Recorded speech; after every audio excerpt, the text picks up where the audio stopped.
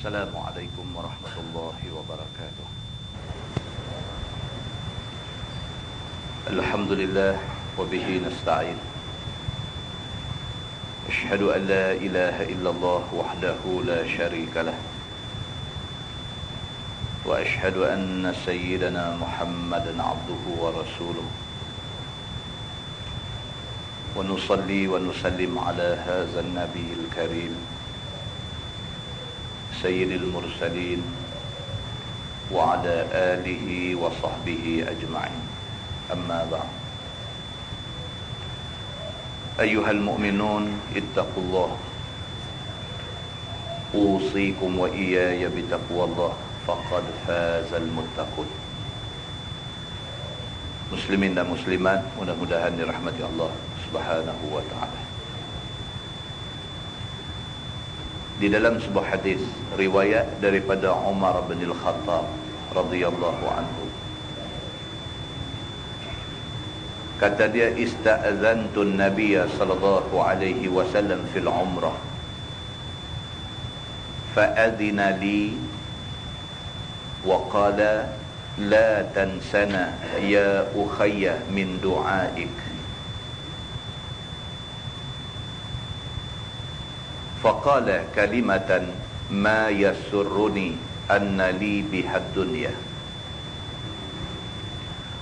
وفي رواية قال النبي صلى الله عليه وسلم أشركنا يا أخي في دعائك،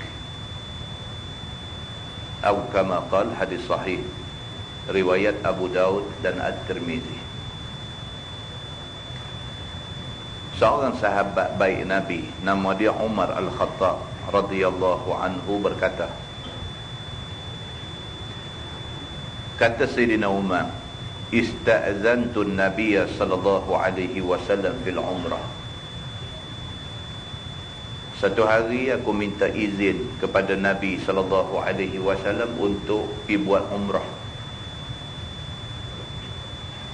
Fa'adhina li, maka Nabi mengizinkan aku.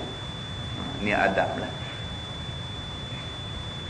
Sahabat Nabi nak pergi mana pun pergi ya. Tak payah abang dekat Nabi dah.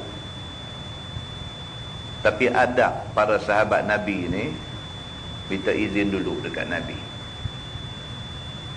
Tak disyaratkan kepada sahabat-sahabat nak pergi ke mana-mana kena dapat izin Nabi. Tak disyaratkan. Tapi sahabat-sahabat reti adab.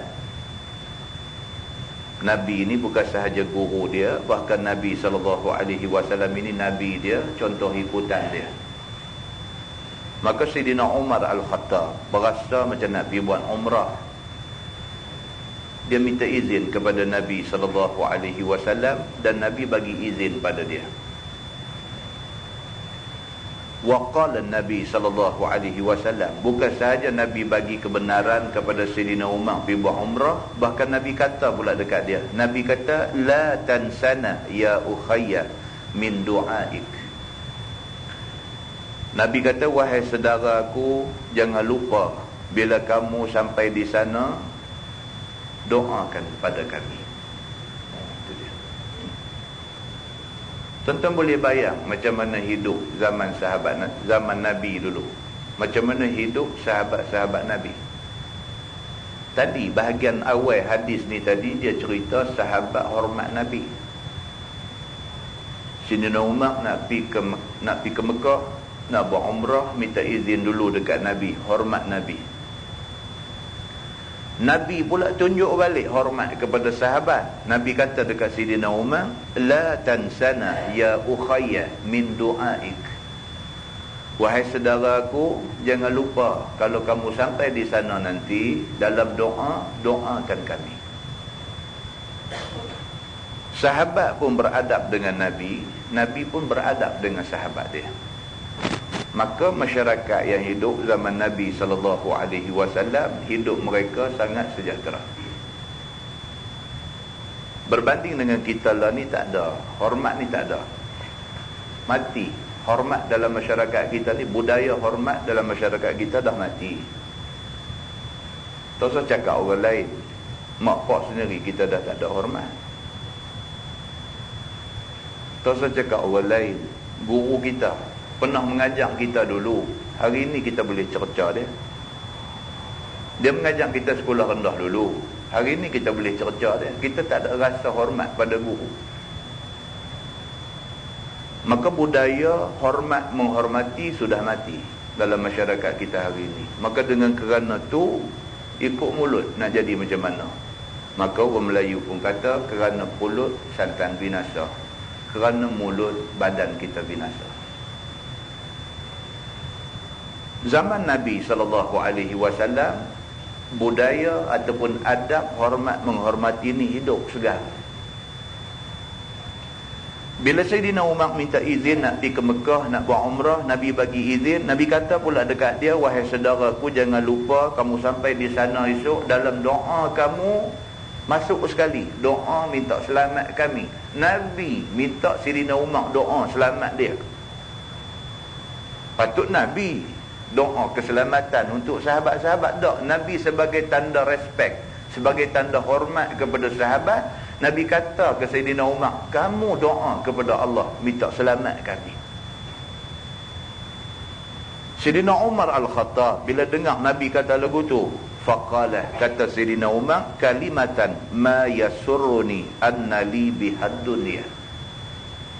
Sayyidina Umar kata itulah satu kalimah, ma yasurruni anna li bihad dunya, yang paling menggembirakan aku. Lebih aku gembira kalimah yang Nabi sebut itu daripada kalau aku dianugerahkan dunia ini. Sayyidina Umar kata, kalau bagi kat aku semua benda hak ada dalam dunia ni, harta, kekayaan, emas, perak, semua benda hak ada dalam dunia ni bagi kat aku tak seronok lagi. Kalimah hak Nabi sebut tu lebih aku seronok lagi. Kalimah hormat daripada Nabi SAW itu lebih lagi menyebabkan Sayyidina Umar Al-Khattab rasa seronok.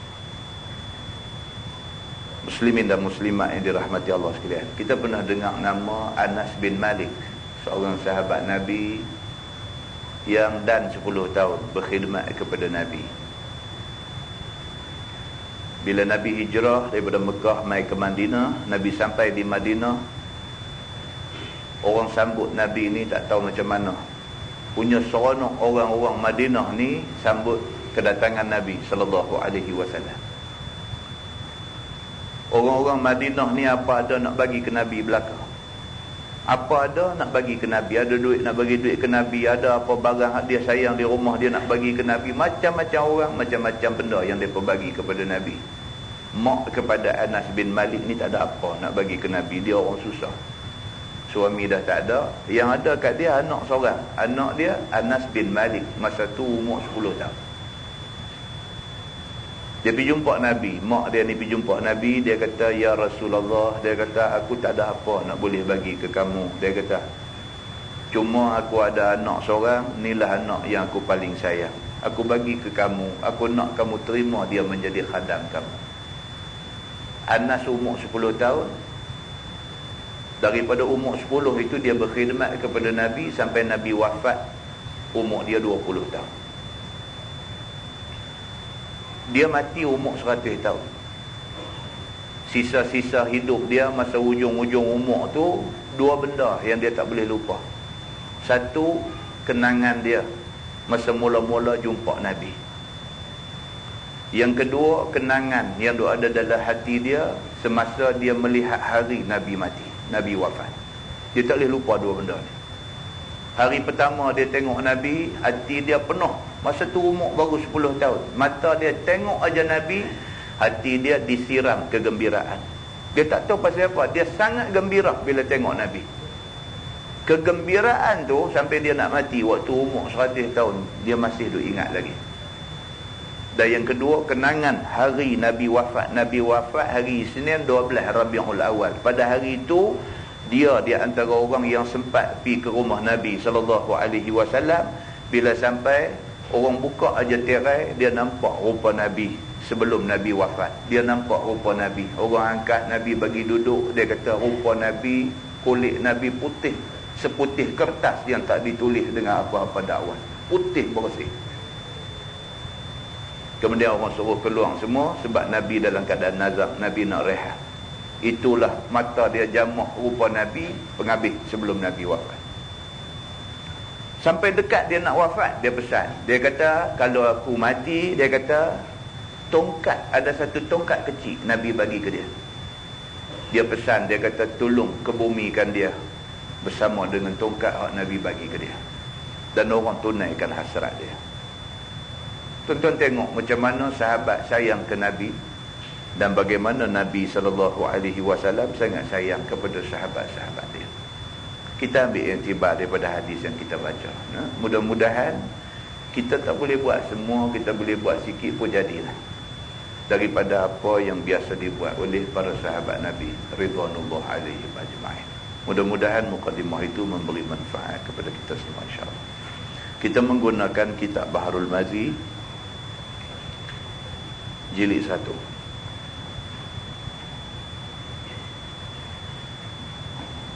Muka surat 218. Muka surat 218. Kita masih lagi berada di bawah bab ma jaa fit tayammumi, iaitu bab tentang tayammum. Muka surat 218. Masalah, dia kata tayammum, mengapa sapu sampai ke siku? Ya saudaraku, adalah zahir hadis dalam masalah yang kita baca minggu lepas, bahawasanya Nabi SAW suruh sapu dua tangan, sekira-kira sabdanya al-kaffaini, maksudnya dua tapak tangan. Itu kita baca bulan lepas. Nabi dalam hadis, Nabi nak terang tentang tayammum. Nabi kata tayammum itu ialah ambil debu bersih, sapu muka dan sapu dua tapak tangan. Tapi kita hari ini tayammum muka dengan tangan sampai ke siku. Pasal apa yang kita tayammum muka kemudian tangan sampai ke siku, sedangkan hadis kita baca bulan lepas tayammum itu daripada ujung jari sampai ke siku. Kan kita baca bulan lepas tapak tangan saja, tapi hak kita duk buat daripada ujung jari sampai ke siku. Pasal apa begitu? Dia kata. Maka mengapa di dalam mazhab Syafi'i disuruh tayammum itu sampai ke dua siku? Pasal apa? Kata dia, kata ulama yang mengatakan wajib sampai dua siku itu ialah ditanggungkan mutlak hadis itu atas muqayyad. Dengan dalil daripada hadis lain di dalam kitab Al-Um. Yakni bunyi hadis itu mengatakan dua tapak tangan, tetapi maksudnya berkait sampai ke siku. Tuan-tuan, benda ni kita kena rujuk balik dalam kitab besar. Dia jelaskan di sana. Imam Syafi'i dengan Imam Hanafi sependapat, mengatakan tayammum ini ialah muka, sapu debu di muka dan tangan daripada ujung jari sampai ke siku. Itu pendapat Imam Syafi'i dan Imam Hanafi. Kerana Imam Syafi'i dan Imam Hanafi, mereka berpegang dengan satu lagi hadis Nabi yang Imam Syafi'i tulis di dalam kitab dia, kitab Al-Um. Dalam hadis itu riwayat daripada Jabir bin Abdullah, Nabi SAW bersabda, Nabi kata at-tayammum darbatani, darbatun lil wajhi wa darbatun lizira'aini ilal mirfaqaini. Itu hadisnya. Maksudnya Nabi kata tayammum itu ialah dua kali pukul ke debu bersih. Dua kali pukul pergi ke debu yang bersih. Darbatun lil wajhi, sekali pukul ke debu tu sapu muka. Nabi kata wa darbatun lizira'aini ilal mirfaqaini, dan lagi sekali tepuk debu tu ialah sapu debu tu ke tangan sampai ke siku. Jadi oleh kerana ada dua hadis, satu hadis kata tangan sampai ke siku dan satu lagi hadis kata tangan saja, Imam Syafi'i kata kita ambil yang lebih selamat, kita sapu sampai siku. Jadi kalau kata tangan saja, tangan pun sapu, tapi kita lebih lagi. Kalau kita ambil satu hadis saja sampai pergelangan tangan saja, dia kata katalah tayamum tu sebenarnya sampai ke siku, tayamum kita tak sah. Maka kita ambil hadis yang kata sampai ke siku, itu lebih selamat, kata Imam Syafi'i. Manakala dua mazhab lagi, iaitu mazhab Maliki dan mazhab Hanbali. Imam Malik dan Imam Ahmad bin Hanbal, mereka pegang kepada hadis yang kita baca bulan lepas. Nabi SAW kata, tayamum itu ialah lil wajhi wal kaffaini, muka dan dua tapak tangan sampai pergelangan tangan. Itu perbezaan pendapat di kalangan ulama mazhab, dan inilah yang disebut sebagai khilafiyah. Khilaf di dalam memahami nas. Dua-dua pun betul, tak ada siapa salah. Begitu. Tuan-tuan terus tengok masalah bawah sekali. Itu dia duk cerita pasal benda-benda khilaf tu saja. Terus sampai bawah sekali, dia kata masalah tayamum itu tertentu dengan debu sahajakah? Tayamum ni adakah mesti guna debu saja, lain tak boleh? Begitu. Apabila seseorang hendak bertayamum, adakah boleh tayamum dengan batu ataupun kayu? Boleh tak boleh? Kita tak pakai debu tanah, kita pakai batu ataupun kayu. Kayu pun ada serabuk juga. Kayu pun ada serabuk. Boleh tak boleh kita tayamum pakai serabuk kayu? Begitu maksud dia. Yakni sapu tangan ke batu ataupun ke kayu yang tidak ada debu misalnya, kemudian sapukan ke muka dengan tiada payah menggunakan debu, boleh ataupun tidak, sah ataupun tidak, boleh tak boleh buat begitu? Kata Imam Nawawi, dan adapun jenis yang diperbuat tayamum dengan dia, maka bersalah-salahan ulama padanya. Maka mazhab Syafi'i dan mazhab Ahmad bin Hanbal dan Ibnul Munzir dan Daud Az-Zahiri dan kebanyakan fuqaha mengatakan tidak harus tayamum melainkan dengan tanah yang suci. Imam Syafi'i dia kata kok mana pun kena guna tanah, tak boleh nak pakai lain daripada tanah. Begitu. Yang ada baginya debu yang boleh melekat di anggota. Tanah tu pula syarat mesti tanah yang berdebu, yang bila tangan kita tepuk lekat debu tu di tangan. Kalau tak lekat tak boleh, kata Imam Syafi'i. Dan kata Imam Abu Hanifah, Imam Hanafi dan Imam Malik, harus tayamum dengan sekalian barang di atas muka bumi, sehinggalah batu yang dibasuh pun boleh digunakan. Itu pendapat Imam Malik dan juga Imam Abu Hanifah. Batu tak ada debu langsung, batu lepas basuh, batu semata-mata batu, tak ada debu, kita pergi tepuk batu tu buat syarat, lepas tu gabuih ke muka, tepuk lagi sekali batu tu, gabuih di tangan. Kata Imam Hanafi dan kata Imam Malik, dia kata sah tayamum itu. Itu sebab kita tengok orang mazhab lain kadang-kadang senang, duduk atas kereta api pun dia tayamum, dia semayang. Duduk atas kapal terbang pun dia tayamum, dia semayang. Senang ya, dia bangkit, dia tepuk pergi di kuasian kapal terbang tu, pakai semayang dulu tu aja. Kalau naik kereta api, dia tepuk dinding kereta api. Tuan-tuan pergi ke India kereta api lah mereka.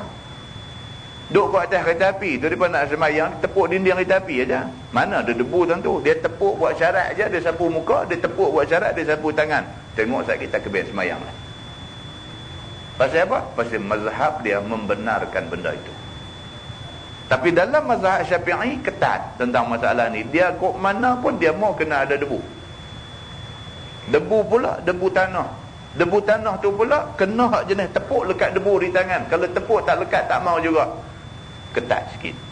Itu mazhab Syafi'i. Dia kata dah lebih-lebih lagi, setengah daripada ashab Malik, ulama dalam mazhab Maliki, maka mengharuskan dia akan tayamum dengan sekalian barang yang di atas bumi daripada kayu dan lainnya. Mereka kata apa pun tak apa, tak mesti tanah.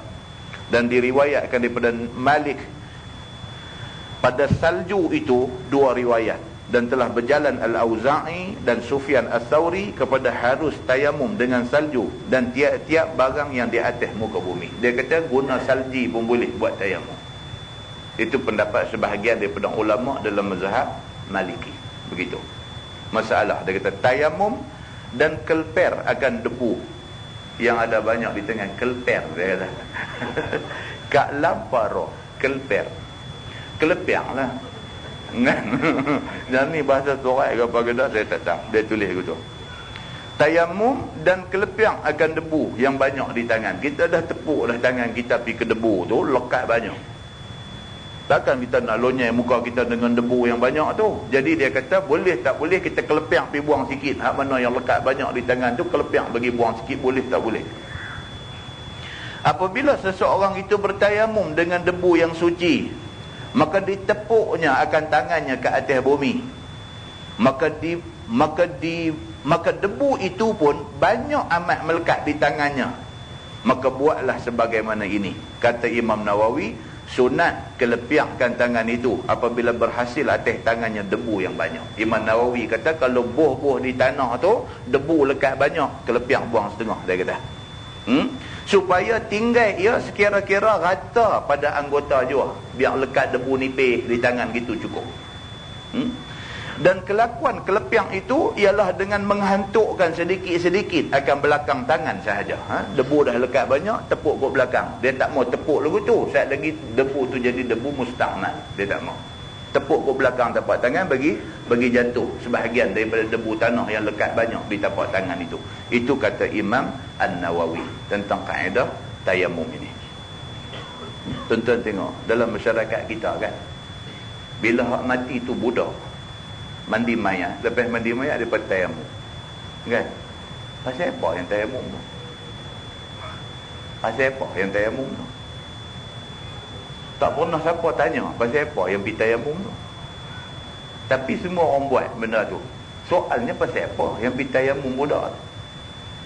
Adakah satu nas hadis yang suruh tayamum budak-budak ni? Kan?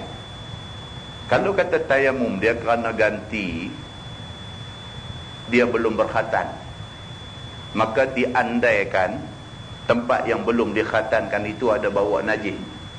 Kenapa masa mandi mayat tak boleh cuci dah najis tu? Kenapa perlu ditayamum selepas tu? Kan? Tak tahu. Tapi yang tu orang duk buat macam tu.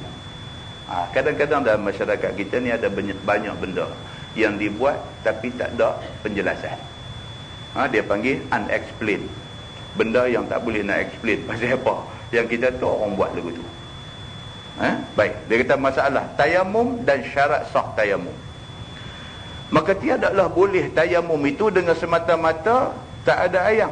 Bahkan kata Imam Syafi'i di dalam tiada harus tayamum melainkan kemudian daripada mencari air, maka tiada didapatinya. Maka berniatlah ia bertayamum. Kata Imam Syafi'i lagi, dan jika tayamum itu sebelum cari air, nescaya tiada harus tayamumnya itu. Nak boleh ke tayamum tu kena cari dulu air. Cari sekira-kira dah penat kaki dah berjalan cari air tak jumpa juga, baru dibenarkan pindah daripada ambil air semayang kepada tayamum. Tak boleh pakai tengok-tengok ni 28 hari bulan ni Pulau Pinang tak ada air, dia berkata. Kan notis PBA buat keluar dah 28 hari bulan, sebahagian besar daripada tempat-tempat di Pulau Pinang tak ada air.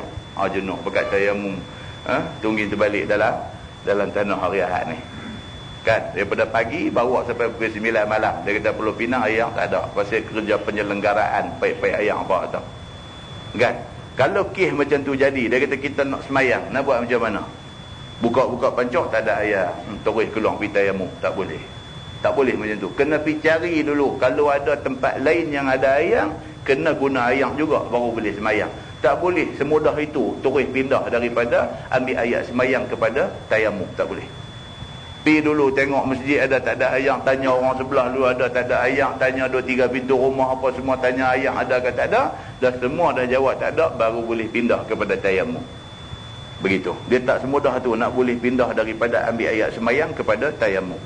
Dan lazim atasnya mengulang tayamum kemudian daripada sudah dicarinya air dan menuntutnya akan air itu. Selepas dia dah cari dah apa semua, tak ada misalnya. Dia dah tayamum dah, lepas itu nak semayang, memang teringat aku tak cari air lagi, macam mana? Pergi cari dulu. Cari, tak ada juga air yang dicari, kena tayamum lagi sekali baru boleh guna untuk semayang. Kata Imam Syafi'i, dan maulah ratakan celah-celah jari itu dengan debu dan celah-celah hinya, dan ratakan di mana-mana tempat wuduk itu dengan debu sebagaimana meratakan air juga. Tayamum pun serupa macam ambil air semayang, bagi rata. Kalau kata muka, daripada tempat tumbuh rambut sampai anak telinga sampai bawah dagu, debu kena pi semua. Kalau kita tangan, celah-celah jari semua mesti sampai debu. Seperti mana mesti sampai air, maka begitu juga dengan tayamum mesti sampai debu. Begitu. Tajuk baru dia kata bab ma jaa fi rajul yaqra'ul Qur'ana ala kulli hal ma lam yakun junuban. Iaitu bab yang datang ia pada hadis, laki-laki baca Quran atas tiap-tiap kelakuan semasa tiada ada ia berjunub. Ini pula cerita, boleh tak boleh kita dalam apa keadaan pun mulut duk baca Quran. Boleh tak boleh? Sambil bawa motor, mulut baca Quran. Sambil bawa kereta, mulut baca Quran. Sambil duk berjalan kaki nak main masjid, mulut baca Quran. Dalam apa hal pun, ala kulli hal, dalam semua hal, kita mulut sentiasa baca Quran. Boleh tak boleh macam tu? Kalau dalam keadaan berjunub, tak boleh. Yang tu jelas. Lah ni keadaan tak berjunub. Cuma kita tak duduk dalam masjid, kita tak duduk depan Quran. Kita duduk buat kerja dan sebagainya, mulut nak baca Quran. Boleh tak boleh? Begitu. Ketahuilah saudaraku, boleh seseorang itu baca Quran barang mana waktu, sama ada di jalan atau di rumah atau berdiri atau duduk atau berjalan atau diam, selama tiada berjunub. Tak ada masalah, dia kata. Bahkan itu yang bagus. Bahkan itu yang bagus. Sambil bawa kereta, mulut bacalah surah apa yang kita hafal, wadduha ke apa ke, surah yang kita hafal, wassama'i wattariq ke apa ke, surah yang kita baru hafal, sambil bawa kereta sambil baca. Itu yang bagus. Tidak jadi kesalahan. Dengan syarat kita tidak dalam keadaan berjunub. Selama tiada berjunub ataupun haid ataupun nifas, selama kita tidak dalam keadaan janabah. Begitu. Maka apabila berjunub, maka tertegahlah ia daripada baca Quran. Bila orang perempuan dalam haid, apabila orang perempuan dalam nifas, ataupun orang laki-laki dalam keadaan berjunub, masa tu tak boleh baca Quran. Sebagaimana tersebut di dalam masalah tadi. Bermula dalil atas tegah itu ialah hadis yang dikeluarkan oleh Imam At-Tirmizi. Kata dia, an Ali bin Abi Talib karramallahu wajhah, kana Rasulullah sallallahu alaihi wasallam yuqri'una al-Quran ala kulli halin ma lam yakun junuban. Diriwayatkan daripada Sayyidina Ali bin Abi Talib karramallahu wajhah, adalah Nabi SAW membaca ia akan Quran, yakni disuruhnya Nabi akan kami ini baca Quran bagaimana kelakuan ada sekalipun. Nabi suruh sahabat-sahabat ni mulut biar selalu baca Quran. Tuan-tuan, kita kalau selalu mulut duk baca Quran, tak kata korang. Kita kalau mulut selalu duk baca Quran, tak ada lah buat benda-benda yang jadi dosa ke kita, sebab mulut kita guna untuk baca Quran. Nabi suruh sahabat buat macam tu. Selama tiada dalam keadaan berjunub. Bila berjunub tak boleh. Kata At-Tirmizi, hadis Sayyidina Ali bin Abi Talib ini ialah hadis yang hasan lagi sahih. Masalah baca Quran, tidak ada air sembahyang, apa hukumnya? Boleh tak boleh? Air sembahyang tak ada, tapi nak baca Quran, mulut nak baca Quran, boleh tak boleh? Kata At-Tirmizi, dan dengan dialah, yakni sebagai hadis tadilah, berkata bukan seorang daripada ahlul ilmi, daripada sahabat-sahabat Nabi SAW dan tabi'in. Kata mereka itu, boleh seseorang itu membaca akan Quran dengan ketiadaan ayat semayang. Tak ada ayat semayang, boleh baca Quran. Hak tak boleh ni kalau berjunub, kalau berhadas besar aja tak boleh. Yakni membaca secara berhafaz di mulut, dan tiada boleh membaca pada mushaf Quran, melainkan ia suci daripada hadas kecil, hadas besar. Baca cara hafal tak jadi masalah walaupun tak ada ayat semayang. Tapi kalau nak pegang Quran, nak buka baca, itu kena ada ayat semayang. Begitu. Maka dengan dialah, berkata Sufyan Ats-Tsauri dan Asy-Syafi'i dan Imam Ahmad bin Hanbal dan Ishaq. Tajuk baru, dia kata bab ma jaa fil baul yusibul ard, iaitu bab yang datang pada menyatakan kencing yang kena bumi. Ketahuilah saudaraku, najis seperti kencing kena bumi, nescaya najislah bumi itu. Ni cerita pasal tanah ni. Bumi ni tanah kita duk jijak-jijak ni.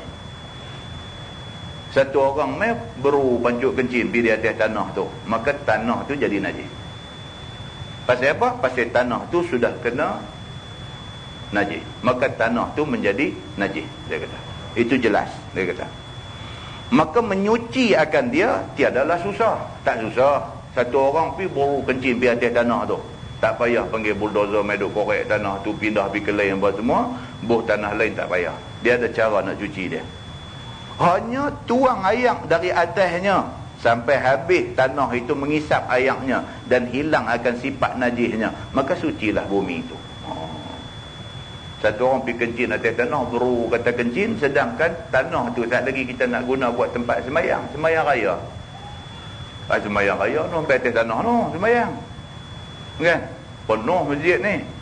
Orang balik habis daripada Kuala Lumpur, daripada Ipoh, daripada Johor Bahru, anak-anak semua balik mai. Maka semayang raya, masjid melimpah ruah sampai keluar.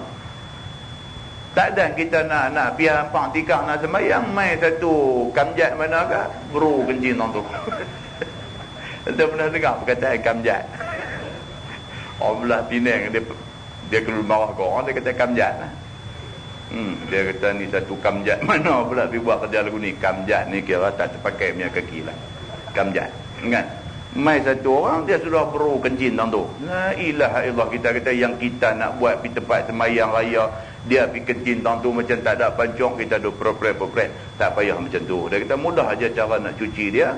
Ambil air satu timba, ceruk pergi ke tempat kena air kencing tadi ni. Ceruk api, tunggu bagi air tu dihisap oleh bumi.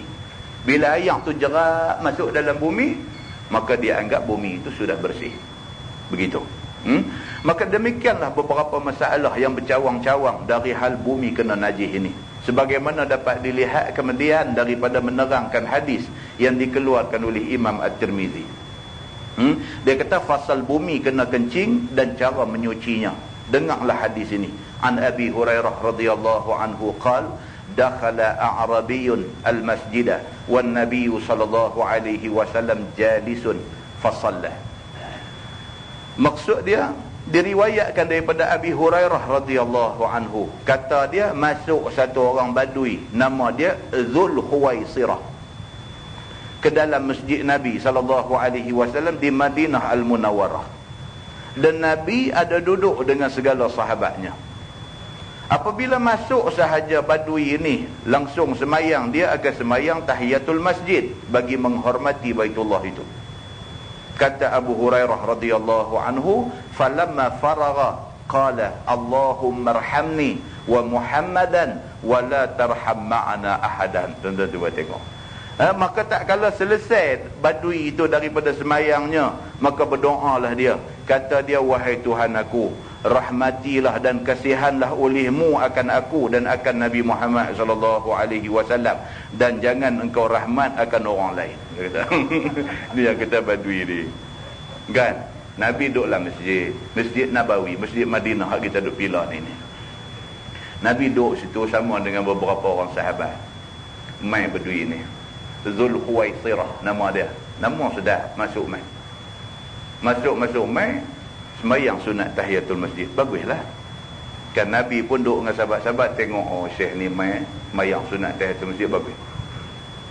Habis dia semayang, angkat tangan tu macamnya doa. Orang pun duduk dengar, Nabi pun duduk dengar, sahabat-sahabat pun duduk dengar, kawan doa bagi deras. Dia kata apa? Allahumma arhamni wa Muhammadan. Ya Allah, rahmatilah aku dan Nabi Muhammad. Dia kata, dia sebut dua orang ya. Wala tarham ma'ana ahadan. Dia kata hak lain tak ada bagi rahmat. Dia kata nakai badui nakai, kan? Satu badui nakai sudah kata macam tu. Nabi dengar benda tu. Manakala didengar oleh Nabi SAW akan dia berdoa yang demikian itu, maka kata Abu Hurairah, faltafata ilaihi Nabi SAW, maka berpaling kepada dia Nabi SAW, menegur akan perbuatannya itu dan mengajaknya. Nabi bila dengar-dengar, Nabi kata Syekh ni doa apa dia dengan Nabi aja, orang lain tak mau. Kan? Itu macamnya tak mau kongsi dengan orang. Kan? Cemburu ke orang ke apa tak tahu. Kan? Doa, ya Allah, irham, bagilah rahmat kepada aku wa Muhammadan, dan Muhammad aja. Takat tu tak apa lagi. Habang pula kat Tuhan, wala tarham ma'ana ahadan. Hak lain tak dah duk bagi rahmat. Nakai. Kan? Nabi dengar benda tu, Nabi pun beralih kat dia. Nabi beralih kat dia, faqala, maka Nabi SAW pun bersabda, laqad tahajjarta wasi'an. Maka sabda Nabi, wahai Dzul Khuwaisirah, demi sesungguhnya engkau telah menyempitkan rahmat Tuhan yang luas. Nabi kata kat dia, apalah ni? Rahmat Tuhan ni meliputi seluruh alam. Tuhan turun rahmat pada semua orang. Yang pergi minta abang kita dua aja. Nabi kata, kamu ni telah menyempitkan rahmat Tuhan. Tidak patut kamu buat begitu. Jangan kamu tak tahu rahmat Allah Subhanahu Wa Taala itu luas. Mengapa kamu minta rahmat dengan menentukan dirimu dan diri aku sahaja? Nabi kata, dan tiada mengumumkan doa kamu itu. Esok-esok jangan begitu lagi. Nabi kata kat dia, lain kali jangan dia buat begitu. Tuan-tuan tengok Nabi macam mana cara dia tegur orang. Kan, Nabi macam mana cara dia tegur orang. Dia tak kata, kamjat, jangan doa lagu tu. Nabi tak kata lagu tu. Nabi tak kata lagu tu. Dah, kalau Nabi kot nak sebut cara Arab, kamjatun, kata. Jangan buat lagu tu. Nabi tak kata lagu tu. Sebaliknya Nabi kata apa kat dia? Nabi kata, kamu telah menyempitkan rahmat Tuhan yang sebenar-benar luas. Tuhan turun rahmat kepada seluruh alam. Hang nak piduk bagi jadi kat dua orang aja, kat orang lain tak mau bagi. Kamu menyempitkan rahmat Tuhan, lain kali jangan buat lagu tu. Nabi kata, apabila berdoa maka mintalah untuk dirimu dan umumkan untuk sekalian umat aku. Nabi kata. Itu sebab tuan-tuan, kita semayang seorang pun kita doa minta untuk ramai tak salah. Setidak-tidaknya tah ke belakang kita ada malaikat mengaminkan doa kita, maka kita minta dengan menggunakan lafaz kami. Allahumma arhamna. Kita tak kata Allahumma arhamni. Kita kata Allahumma arhamna. Ya Allah, bagi rahmat pada kami. Walaupun kita semayang seorang, kita doa seorang. Minta bagi dekat umum umat Nabi Muhammad sallallahu alaihi wasallam. Maka bahawasanya rahmat Tuhan itu amat luas. Nabi kata, tak patut kamu bagi sempit rahmat Tuhan.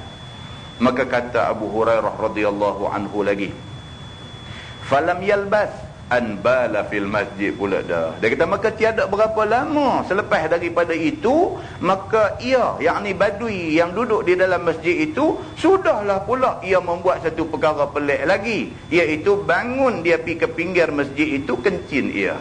Pula dah. Baru buat salah atas ni, doa tersilap. Nabi tegur mangkit nyong pergi bubuh pula satu orang tu. Kerana sangkanya luar masjid dan dalamnya sorba jua pada hukumnya. Dia pergi sangka silap faham. Kan? Dia pergi dia bubuh tuan tu. Dan tiada tahu ia akan salah yang demikian itu. Bila dilihat orang akan dia yang demikian itu, sahabat-sahabat ni tengok la ilaha illallah. Dia kata, tak silap dalam doa, boleh dengar lagi lah silap. Ni kabut. Dia kata sampai pergi merah kencing dalam masjid. Maka kata Abu Hurairah radhiyallahu anhu, fa asra'a ilaihi nas. Maka bersegeralah orang-orang pergi kepadanya, mau marah dan mau membangkitkan dia daripada kencingnya itu. Maka fa asra'a ilaihi, maka cepat-cepat bangkit beberapa orang nak pergi cepuk dia. Pakat-pakat bangkit nak pergi sidai dia dalam masjid tu. Dia kata tak ada adab punya orang.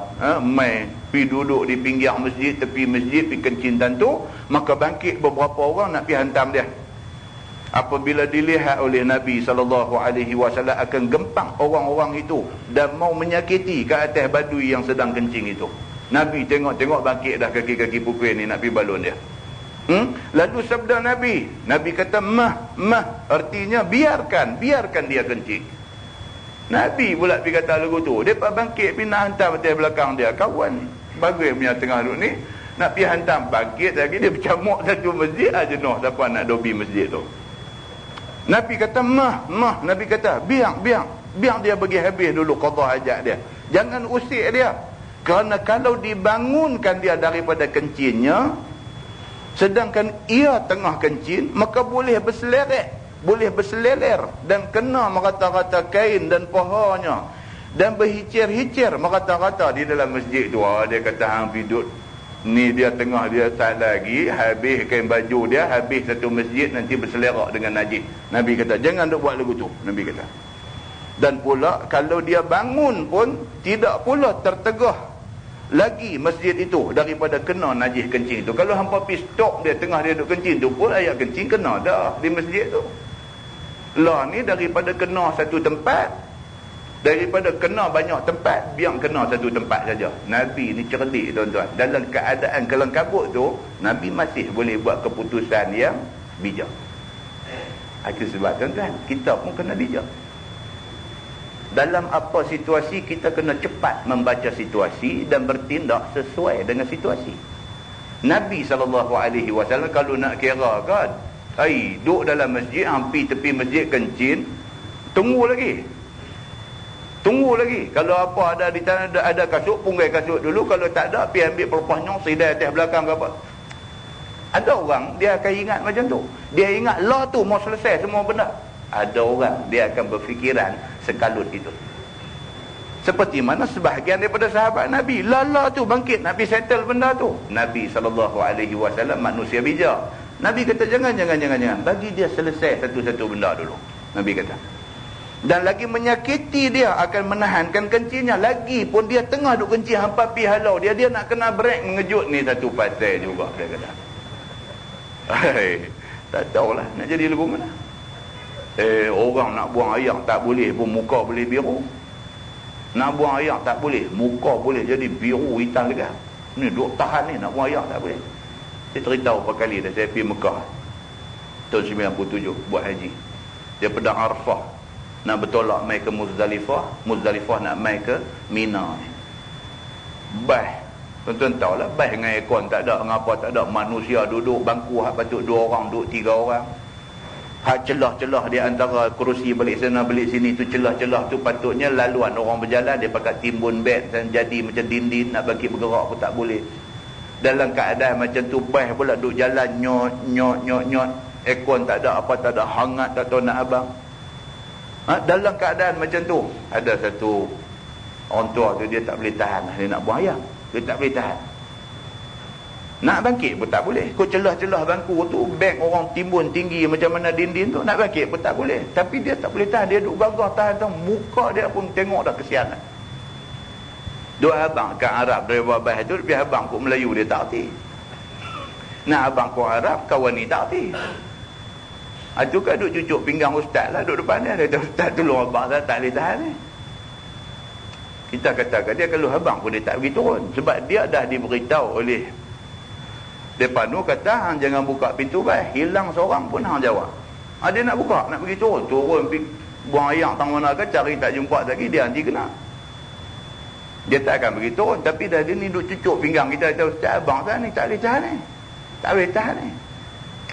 Kita pun kena abang jugalah dekat mereka ni. Abang kata ni ada satu orang nak buang air apa semua, tak tahan. Dia kata tak boleh. Dia kata tak boleh. Peduli apa? Hang nak terkencing hang, bukan aku dia tak ambil. Kalau dia kata lagu tu nak kata apa? Dia buat tak tahu Yang pintu baik duk tutup. Nak buat lagu mana? Tak boleh tahan tuan-tuan. Bila nak buang air ni bukan cerita lawak-lawak. Orang tua pula, dia tak boleh. Dia punya tak boleh tahan lama. Akhirnya dia buat sesuatu yang tidak diduga. Kan? Sila tengok iklan doh apa dalam TV, dengan apa yang dia buat selepas tu. Dia lompat daripada bangku dia duduk tu, dia langkah ke atas kepala orang ni. Dia lompat pi, baik lama nak buka pintu tu, dia ada macam gear tu. Dia pergi tarik gear tu bagi buka pintu. Tak boleh tahan. Tak kata kat dia. Dia lompat pi, dia tarik buka pintu tu, buka. Dia nak turun, dia sampai di tangga, harap ni tutup le pintu. Terkapit di pintu tu, habis. Tentu jugalah dia buang semua. Kan? Kita pun tengok tak syok orang tua kan. Tapi nak buat lagu ini cerita dia. Nabi SAW ni manusia bijak. Bila kawan ni tengah nak buang air, apa nak pergi duduk bala di belakang dia, nak suruh berhenti, nak break, mengejut, ni bukan cerita. Nabi kata mah. Nabi kata biar. Bagi dia habis buang air tu semua. Jangan sampai hampa pitahan dia tengah dia duduk buang air tu. Dan lagi menyakiti akan dia, akan badui itu, kerana menahan akan kencingnya itu. Maka kencinglah laki-laki itu sampai sudah. Nabi tahan semua orang, jangan pergi kacau dia sampai dia selesai qada hajat dia, sampai habis. Manakala sudah ia kencing, maka bersabdalah Nabi SAW. Faqala Nabi SAW, ahriqu alaihi sajlan min ma'in aw dalwan min ma'. Maka sabda Nabi SAW, ronggahkan olehmu, yakni tuangkan oleh kamu atas tempat kena kencing itu setimba besar daripada air. Bekas tempat dia kencing tu, Nabi suruh ambil satu timba air, pergi ceruk di atas tu. ataupun satu timba daripada ayam kerana nak menyucikan najis ayat kencing itu. Maka orang-orang pun menjunjung sebagaimana suruh Nabi SAW. Summa qala innama bu'istum muyassirin walam tub'atsu mu'assirin. Kemudian sabda Nabi SAW, hanya sahaja dibangkitkan sekalian kamu untuk menyampaikan hukum daripada aku kepada orang yang belum sampai, hal keadaannya memudah-mudah. Nabi kata lagu tu.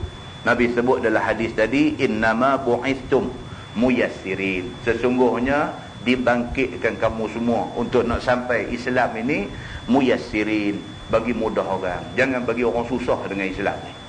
Bagi mudah, terang kat orang Islam macam ni, tak susah sebenarnya. Tapi hak duk jadi susah ni, kita pergi duk buat habang kat orang bagi nampak susah sangat Islam ni. Islam macam yang ditunjuk oleh Allah dalam Quran, Islam macam yang ditunjuk oleh Nabi SAW dalam hadis dia, simple aja. Jadi susah macam mana? Kalau satu orang mati, Islam abang, yang wajib apa dia? Islam punya abang, yang wajib apa dia? Mandi, kapan, semayang, ke bumi. Senang aja. Senang aja, tak ada susah apa. Nak mandi mayat tak ada susah apa. Nak kapan mayat tak ada susah apa. Nak semayang mayat langsung, tak ada susah apa. Nak ke bumi mayat mudah punya kerja. Kita buat bagi susah. Nak panggil berapa ramai, nak perhabis duit berapa ribu, sat lagi dengan pinggan nak bungkus kain putih satu, sat lagi mau payung buang satu, sat lagi sejadah mau satu, sat lagi tikar mengkuang mau satu. Tidakkah itu menyusahkan? Ada orang kata Allah tak apa duit yang tu. Bukan masalah berapa duit, tak apa duit. Tak apa duit bagi orang yang ada duit. Bagi orang yang tak ada duit, benda tu susah. Kita bila nak bercakap tentang susah senang ni, kita kena tengok semua orang. Kita tak boleh tengok satu golongan. Kita cakap dengan orang kaya, apa sangat pisang? Pisang pula, payung sekali. Hitam tak ada.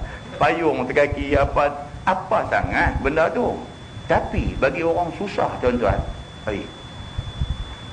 Islam tidak diturunkan untuk orang kaya. Islam turun untuk semua orang, kaya miskin semua sekali. Kita pergi rampai masuk bagi susah. Dah selesai dah ke bumi apa semua sah lera selesai, habis berapa ribu dah, malam ni pula dah ada hal pula lagi. Nak kena panggil orang mai di rumah ramai-ramai, saat lagi lagu nak penaik bihun goreng, lagu nak penaik laksa, lagu nak penaik nasi. Apa ni? Lah banyak tempat dah ubah dah. Banyak tempat dah ubah. Bagi mudah. Pasal apa? Nabi kata tambah sikit dengan adik-beradik dia ada, tambah sikit dengan kawan-kawan sama kerja dengan dia dulu, tambah sikit dengan orang kampung sikit sebanyak hak mai nak bagi penghormatan terakhir kepada dia, tambah, dapatlah 3-4 sah, cukup. Lepas tu bawa pergi selesai ke bumi semua. Malam kalau nak buat juga tahlil apa lebih kurang dekat sahabat kita yang mati ni, nak buat juga, mai di masjid buat, tak sadu buat makan apa. Mai di masjid, habis sembahyang maghrib, kita apa patut-patut padan kita buat, doa kepada Allah. Mudah-mudahanlah kalau bacaan yang aku baca ni ikhlas kerana nak tolong sahabat aku, kalau Allah nak bagi sampai, mudah-mudahan Allah bagi sampai. Kita buat ikhlas, tak gaduh. Keluarga dia susah payah fikir nak buat masak apa, malam ni esok masak apa, lusa masak apa, seminggu esok nak masak apa, 14 hari nak masak apa, 40 hari nak masak apa, tak gaduh bagi susah macam tu. Pasal apa? Pasal Nabi kata innama bu'istum muyassirin, sesungguhnya dibangkitkan kamu semua ni untuk nak membawa Islam yang mudah, bukan Islam yang susah. Begitu. Kemudian dia kata, dan tiada dibangkitkan sekalian kamu ganti aku untuk menyampaikan hukum Allah hal keadaannya memayah-mayah. Nabi kata Islam langsung tak bertujuan nak bagi payah, nak bagi susah orang yang nak ikut. Tentu ingat balik hadis Nabi. Nabi kata apa? Innad dina yusrun walan yushadad dina ahadun illa ghalabah. Nabi kata innad dina yusrun, sesungguhnya agama ni mudah. Walan yushadad din, dan tidaklah orang yang memayah-mayahkan agama ni illa ghalabah, melainkan satu hari dia akan ditewaskan. Dia rasa apa ni agama ni payah sangat, Padahal agama tak suruh buat benda payah tu. Agama suruh buat mudah. Dia pergi buat bagi payah. Lah dia kata agama ni payah sangat. Nabi dah kata kat kita benda tu. Tapi silap kita kerana salah memahami benda ini. Begitu. Banyak dah tempat. Kalau di Pulau Pinang tu banyak tempat dah. Masjid Seberang Jaya hak besar tepi jalan tu pun buat macam ni dah. Kalau ada kematian apa di sekitar Seberang Jaya apa semua, mayat bawa mai ke masjid, hak mana ada jemaah sembahyang Zuhur, sembahyang Asar, itulah yang akan menyembahyangkan mayat, ditambah dengan kita sebut tadi. Adik-beradik dia, kawan baik dia, jiran sebelah rumah dia apa, tambah sikit sebanyak, selesai satu mayat sudah bawa pergi, boleh dikebumikan. Tak ada belanja sampai 3-4 ribu, 4-5 ribu, 6-7 ribu, 10 ribu pun ada belanja mayat hari ini. Muslimin dan muslimat yang dirahmati Allah sekalian. Maka seperti hukum menyuci bumi di dalam masjid itu, tiadalah pula sampai kena gali-gali dan buangkan tanah dan buangkan tanah itu jauh-jauh ke lain tempat. Taklah sampai macam tu. Satu orang pergi kencing atas tanah, panggil bulldozer mai korek tanah tu dengan lori tanah merah mai duk tunggu, semata-mata punca daripada satu orang kencing di situ. Taklah payah sampai macam tu. Begitu. Bahkan memadai dengan tuang air yang berganda-ganda lebih banyak daripada air kencing tadi ke atas dia. Kita ambil air setimba ceruk, cukup. Air tu jerak masuk dalam bumi, maka tempat tu dianggap bersih. Kecuali kalau ada ain najis, berak misalnya, lebih berak nampak ada ain najis, hak tu kena cangkui ambil buang ke lain tempat. Bekas daripada tempat cangkui tu ceruk pula dengan air, tunggu sampai air jerak, tempat itu dianggap bersih. Begitu. Demikianlah beberapa hukum yang lain yang tiada payah sebenarnya dan tiada keberatan untuk mengerjakannya. Agama ni langsung tak bagi payah dan tak bagi berat kepada orang semua. Kata At-Tirmizi, bermula ini hadis sahih dan bermula amal atas ini di sisi setengah daripada ahli ilmi, dan ialah qaul Imam Ahmad dan Ishaq.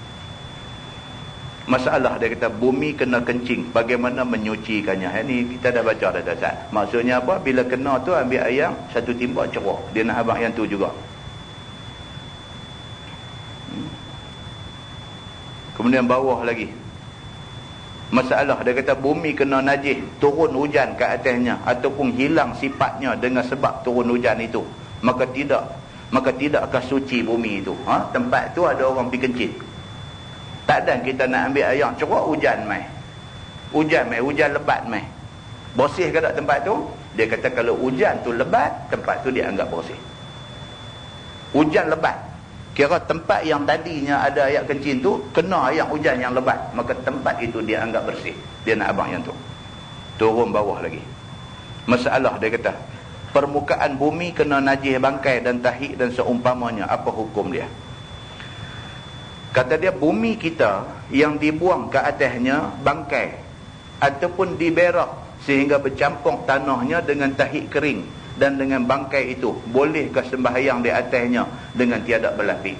Ni dia nak tanya. Boleh tak boleh? Sembahyang raya kita main, masjid dah penuh dah. Bawah ni pun dihampak tikam plastik gulung ni pun orang dah duduk semua dah. Habis sud tikam plastik tu, tempat yang tak hampak tikam tu, tang tu ada kosong. Tapi tengok tik kucing ada tumpuk tu. Misalnya keadaan begitu, dia kata. Boleh tak boleh kita pergi semayang di tempat tu? Dalam keadaan tik kucing duduk setumpuk tu, kita pergi semayang. Boleh tak boleh? Dia kata. Maka apabila kita harti, dia kata, kita tahu. Apabila kita tahu, kata Imam Syafi'i, maka taulah kita akan hukumnya. Katanya, dan ada pun tempat-tempat najis yang berjasad dan berketui, seumpama bangkai dan taik dan darah dan barang yang seumpamanya, maka tiada suci bumi itu daripadanya, melainkan bahawa dihilangkan dia daripadanya. Ambil satu cangkui, mai cangkui buang di kelai dulu. Satu. Kemudian dituangkan ayam di atas yang basah-basahnya itu. Lepas itu bekas dia tu, curah ayam pergi sekali. Jika ada daripadanya padanya sebagai menuang, menyuci bumi, kena ayat kencing seperti dalam masalah, buat macam dalam masalah tadi juga. Dia kata curah ayam, tunggu sampai ayam tu jerak masuk dalam bumi. Jika sekiranya lenyap najis yang berketui-ketui itu di dalam tanah sehingga bercampur-campur ia dengan dia, najis dengan tanah ni dah campur sebati dan tiada dapat diperbezakan lagi, nescaya adalah hukumnya seperti kubur, tiada boleh semayang padanya. Kalau sekiranya bangkai jatuh dan tu tak ada siapa pergi buang misalnya, sampai akhirnya bangkai tu dia relai sampai bercampur dengan tanah, sampai jadi lagu tu. Dan kita pun tahu tang ni dulu kebau mampus sekor. Tak ada siapa main ambil kebau tu pergi kambuh, pakat duk tengok, tutup hidung lari. Lagu tu semua. Sampailah reput. Natang lembu kebau kena lengak lori ni reput relai pergi situ sampai pergi bercampur jadi tanah balik tanduh. Kalau dah sampai jadi lagu tu, dia kata tak sah semayang lah tempat tu. Kata dia lagu tu. Dan tiada suci ya, kerana tanah itu tiada boleh dibezakan dia daripada najis yang tiada dimaafkan yang bercampur-campur itu. Maka demikian itulah hukum tiap-tiap najis yang bercampur dengan tanah. Seperti tempat-tempat berak di muka bumi. Misalnya tempat rumah kita buat law ni semua mana ada pakai jambantung lah. Kan? Zaman tahun 70-an dulu ada lah. Ada pula satu orang kerja kandang tu pula. Kan jalan satu macam yang ni. Kan main dulu kalau abang budak lah dia tak tahu dah. Ada pula dia kata duduk kandang tadi. Dulu ada. Lah kalau kita cerita banyak benda yang orang tak tahu dah. Cerita orang tajam batu pun budak-budak lah tak tahu. Tajam batu. Mana dia budak-budak lah tak tahu. Kan dulu mana ada blender. Segala apa semua nak kena gilin. Nak gilin tu, batu gilin tu nak kena tajam batu. Ada pula domai kayu gerek basikal tayar besar ni. Tajam batu masuk duk kolam kampung ni. Kita panggil mai kemudian duk pahan. Kan? Ini cerita dulu lah. Tapi kita hak lapis dan tengok benda tu kan. Kita tahu lah. Hak lapis kendian tak tahu. Dia zaman blender punya beranak mai. Mana dia tahu? Kan? Kalau kita cerita hari ni cerita tentang susah payah. Boleh cerita lah. Mereka tak tergambar susah macam mana. Dia kata duk tengok senang aja. Senang dulu. Takat nak tajam batu tu tak apa. Nak gilir rempah tu nak kena lenggang dia tu pun bukan semua orang boleh buat. Lenggang tak kena tak. Rempah tak lumat. Dia kena ada satu punya lenggang pula. Banyak lah kalau nak cerita kan. Dulu pakai tong. Lah dia pakai jamban ceruk. Sekurang-kurang jamban ceruk lah ni. Rumah PPRT program rakyat termiskin pun jamban ceruk lah ni. Jamban ceruk daripada jamban turun pergi dia ada satu manhole tempat duk simpan najis. Dia kata ni dia nak abang ni. Seperti tempat-tempat berak di muka bumi. Tempat tu memang manhole najis duk pergi duk berimpun dalam tong tu. Tang tu dia kata kok mana pun tak boleh duk semayang atas dia. Pasal apa? Pasal kita sudah tahu tempat tu tempat himpun najis. Begitu. Semayang ni menghadap Allah. Tak bolehlah pergi duk ambil tempat macam-macam tu buat tempat kita nak menghadap Allah. Itu maksud dia. Ataupun sutuh rumah dan barang yang menyerupainya. Ni satu sutuh ni orang Arab. Sutuh maksud dia bumbung lah. Bumbung rumah. Kitab ni tuan-tuan, dia tulis tahun 30-an dulu. Masa dia tulis kitab ni dulu, dia duduk di Mesir. Syekh Idris Al-Marbawi, pengarang kitab ni duduk di Mesir. Orang Arab zaman tu buat rumah ni daripada tanah liat ni aja. Tanah liat aja. Rumah dinding pun tanah liat. Sutuh atas tu pun dia buat flat bagi rata macam tu. Dia buat rata macam tu. Atas tu boleh duk pinduk tidur, boleh duk jemuk kain, boleh duk apa tu. Bumbung atas dia tu bukan lagu bumbung kita lah ni. Bumbung dia rata. Kalau rumah flat lah ni atas hak rata hak dia bubuh tangki ayam tu. Rumah Arab dulu pun atas bumbung dia flat macam tu. Tempat hak jadi bumbung hak rata tu dia panggil sutuh. Sutuh rumah. Sutuh rumah tu bukan buat daripada batu konkrit. Dia buat daripada tanah liat yang dia adun campur. Kadang-kadang dia masuk dengan tai lembu buat dah. Dia nak bagi tambah liat tanah tu, dia masuk dengan tai lembu sekali. Maka sutuh rumah yang dibuat daripada barang yang bernajis ni, tak boleh bila buat tempat semayang di atas tu. Dia nak abang yang tu. Jadi ni dia cerita tahun 2003 kita tak nampak lah. Tapi dia tulis kitab ni tahun 30-an. Zaman tu sutuh rumah memang dibuat daripada tanah liat yang bercampur dengan najis-najis ni. Sutuh rumah yang macam tu tidak boleh buat tempat semayang. Begitu dia nak beritahu. Masalah dia kata bumi yang ditanam bangkai di dalamnya boleh ke semayang di atasnya. Sama lah macam yang disebut tadi. Dia nak abang kata seringan-ringan hukum, dia kata makruh. Seboleh-bolehnya elakkan. Bawah lagi, bumi masjid berlantaikan bata najis, apa hukumnya? Ini baca. Kata Imam Syafi'i di dalam Al-Um, dan apabila ditempai bata itu daripada campuran umpama air kencing.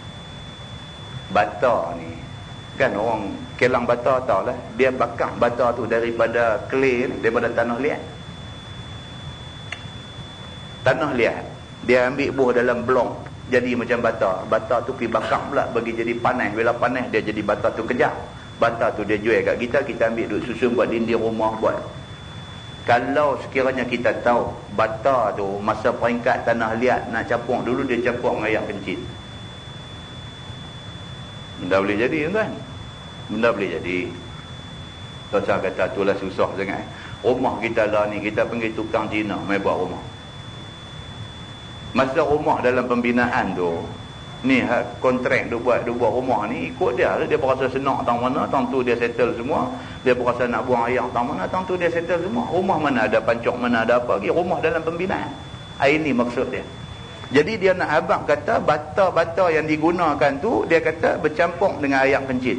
Nescaya tiada boleh disembayang atasnya, sehinggalah dituang air atasnya sebagai tuang atas barang yang dikencing atasnya daripada bumi.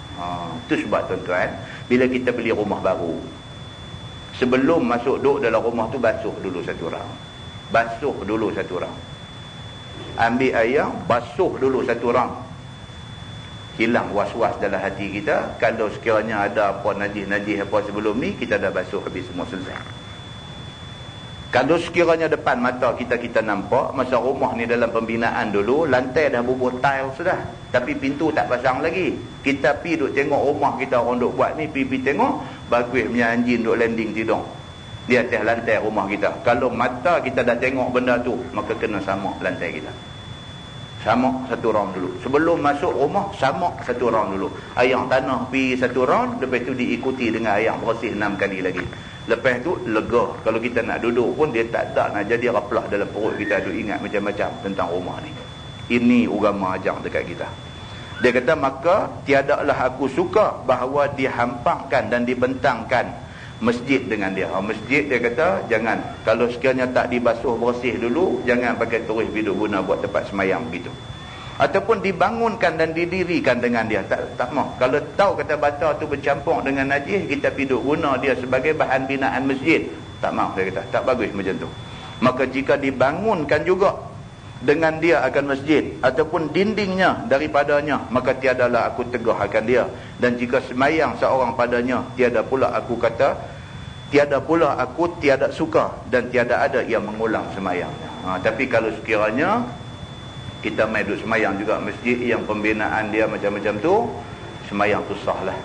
Taklah sampai ke peringkat kita nak kena semayang masjid balik semayang lain di rumah, tak payah, dia kata. Tapi sangat tidak bagus macam tu.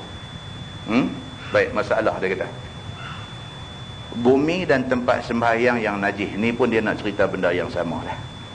Ni pula dia nak cerita ni, dia nak buat satu contoh pengecualian. Kalau sekiranya tempat tu ada najis, kita nak pergi sembahyang di situ, boleh tak boleh? Sedangkan kalau kita sujud pun, kita tak sujud di atas tempat najis tu. Najis tu duduk ada bawah kita. Ada satu najis itu. Contoh kita sembahyang di masjid ni, masa kita takbir tak nampak. Masa rokok Allahu Akbar, tengok tik cicak duduk ada dekat kapet ni, ada tik cicak. Tik cicak tu najis. Macam mana kita? Adakah kita kena berhenti sembahyang, duduk langkah orang ambil penyodok mai duduk kes apa, macam mana nak buat? Dia kata kes yang macam tu syarat dia satu, jangan mana-mana anggota ataupun pakaian kita sentuh najis tu, maka sembahyang kita sah dan tidak perlu ulang. Kita rokok tengok ada satu cicak situ, terus sembahyang macam biasalah. Tapi pastikan masa sujud tangan kita tak pergi kena dia, baju kita tak pergi meleret kena dia, apa yang ada kat kita tak kena dia, maka sembahyang itu sah. Kita boleh faham? Contoh kita buat macam tu. Benda ni boleh berlaku dekat kita di mana-mana. Buka muka surat sebelah. Masalah dia kata tikang sembahyang najis, bolehkah sembahyang di atas dia? Tikang sembahyang pula dah ada najis, tapi najis satu tempat tu dia ada, macam tik cicak tadi juga, maka hukum dia sama dengan yang kita terang tadi, sama aja, tak payah baca. Bawah lagi, masalah ayat kencing itu najis, apa dalilnya? Yang tu tak payah baca lah, semua orang pun tahu ayat kencing najis. Tak payah baca, dalil dia banyak dalam hadis Nabi. Turun bawah lagi, menyuci masjid daripada kotor-kotor itu adakah disuruh oleh agama? Yang tu tak payah baca, memang agama suruh. Kan nak baca juga, kita baca pergi. Kata Imam Nawawi, pada hadis dalam masalah itu menjadi dalil atas menghormati masjid dan menyucikan masjid dan memelihara masjid daripada kotor-kotor dan cemar-cemar dan ludah, dan menolakkan daripada hingar-bingar dan bantah-bantahan dalam masjid dan jual beli dan berbagai-bagai akad dan barang yang pada maknanya. Masjid yang ni semua tak mau dah. Salah tuan-tuan, walau tok guru yang buat salah. Mengajar. Abang kata tadi, tuan-tuan, sekali lagi kalau siapa nak kitab saya mengajar, ada kawan saya duk jual atas masjid. Haram jual beli atas masjid. Haram. Walau tok guru buat, haram. Perbahasan fiqh tentang benda ni panjang. Dia kata i'lan tidak salah, jual beli mesti di luar masjid. Kalau dia kata, tuan-tuan, siapa yang nak beli kitab saya baca ni, tuan-tuan boleh beli, ada meja di belakang sana, tuan-tuan pergi beli di sana.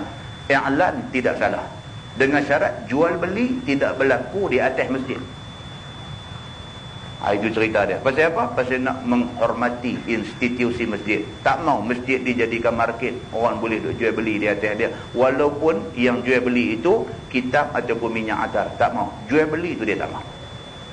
Dan dalam masjid hendaklah dihindari daripada ada hingar-bingar. Tak mau dalam masjid hidup jadi berkelahi bertengkar, qayau hang aku dan sebagainya. Ini tidak hormat masjid. Ini tanda kiamat bila berlaku hingar-bingar di dalam masjid. Tak mau. Masjid dia mesti jadi tempat orang mai duduk jiwa tenteram, dengar mengaji, dengar ayat Quran, dengar hadis Nabi, jiwa rasa tenang dan tenteram. Itu masjid yang dikehendaki oleh Allah dan Nabi sallallahu alaihi wasallam. Dia kata kerana Nabi SAW tiada dibiarkannya ayak kencing orang Arab Badui itu sekejap pun, melainkan dengan segera jua Nabi suruh orang-orang cuci dengan tuang setimba besar ayak di atas ayak kencing Badui tadi. Nabi sendiri bila Badui ni pipi kencing tentu, depan Nabi pukul Badui ni, Nabi kata jangan. Lepas tu Nabi dandan lah tu juga, Nabi suruh pergi ambil ayak ceruk bang najis tu. Nabi tak biar lama masjid dalam keadaan bernajis, Nabi tak biar lama. Begitu.